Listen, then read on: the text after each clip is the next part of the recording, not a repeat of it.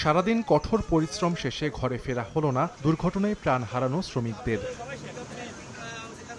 প্রত্যক্ষদর্শীরা জানান, ফেনীর লেমুয়ায় কাজ শেষে নির্মাণ শ্রমিকদের নিয়ে ফেনী সদরে ফিরছিল একটি পিকআপ ভ্যান। ঢাকা চট্টগ্রাম মহাসড়কের হাফেজিয়া এলাকায় পৌঁছালে পেছন থেকে একটি কাভার্ড ভ্যান ধাক্কা দিলে পিকআপটি সড়কের আইল্যান্ডে উঠে যায়। এতে পিকআপে থাকা শ্রমিকরা সড়কে ছিটকে পড়লে পেছন থেকে অন্য একটি কাভার্ড ভ্যান তাদের চাপা দেয়। এতে ঘটনাস্থলে মৃত্যু হয় 5 জনের, আহত হন অন্তত 10 জন। তাদের উদ্ধার করে ফেনী জেনারেল হাসপাতালে নেওয়া হলে চিকিৎসাধীন অবস্থায় মৃত্যু হয় আরও একজনের। পিকআপটা আপনার অল্প কিছু উপরে উঠে যায়, একটু কায়তো যায়, মানে কিছু মানুষের একবারে পড়ে যাওয়ার পরে মানে ফিসে দিছে। কন্টেনারের সাথে যে অ্যাঙ্গেলটা বাজি ভিতরে ঢুকি ডালাটা চলে গেছে, ডালাটা চলে যাওয়ার কারণে লোকগুলো পড়ে গেছে নিচে। এখানে শ্রমিকরা যারা নিচে ছিল ওই ধাক্কা দেওয়ার ট্রেলারেরই যেটা সামনে আছে এই ট্রেলারের নিচে চাপা পড়ে একজনের অবস্থা বেশি গুরুতর ছিল, তো এটা আমরা মোটামুটি সেটেল করার চেষ্টা করছি।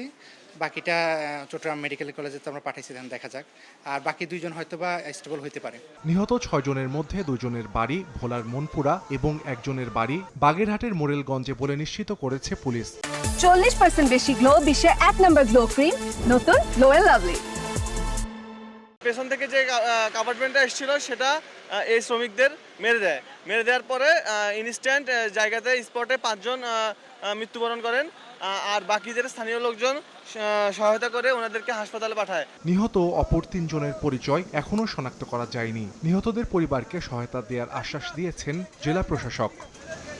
সময় সংবাদ, ফেনী।